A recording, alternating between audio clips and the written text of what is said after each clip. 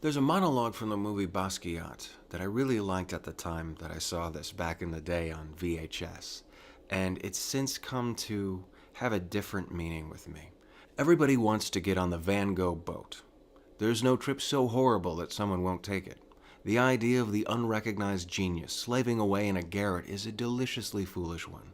We must credit the life of Vincent van Gogh for really sending this myth into orbit. How many pictures did he sell? One? He couldn't give them away. We are so ashamed of his life that the rest of art history will be retribution for Van Gogh's neglect. No one wants to be part of a generation that ignores another Van Gogh. And at the time that I saw this film, I thought truer words were never spoken. But then the information age happened. And I started to give my music away.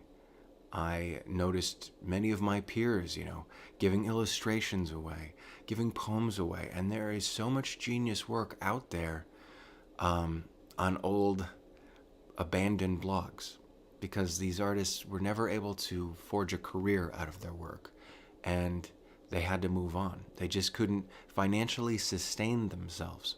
I think we've gotten this expectation that all music ought to be free, that if I don't have instant access to somebody's work, then it might as well not exist. This can be troubling for artists who really have a lot to share, who really could impact the generation. I wrote my own poem on the subject called A Fair Price. It's classic vindictive me, a lot of sarcasm, a lot of bite to it, but it's all about underselling your art. I drop a pocket watch into the collection plate because I've got all this time to donate. I pay to play, live at a loss, tick off the days and shrug off the cost. I'm a giving tree, money grows on me. I make it rain, roll in my debris. I work for free, free space, free time, free reign, free mind, free verse, free rhyme.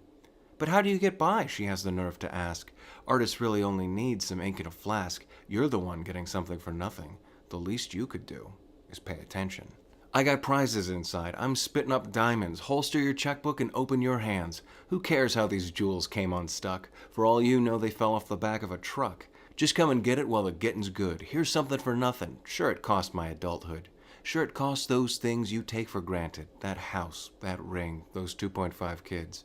Sour grapes, please. I'll take the vegetarian option. It's the carrot on the stick that's got me going, because I still think there's karma in all this, so fill your pockets while I sit on the interest. I'm a proud contributor to the sharing economy, where all that's wasted is opportunity. Where no one worries if no one buys what we sell, as long as someone pays us mind, it's all just as well. So give what you can to the artist in your life, scrounging for canvas, paint, and a palette knife, and when you take what he makes, try not to think about this. Poor soul spiraling out of control because he's following his bliss.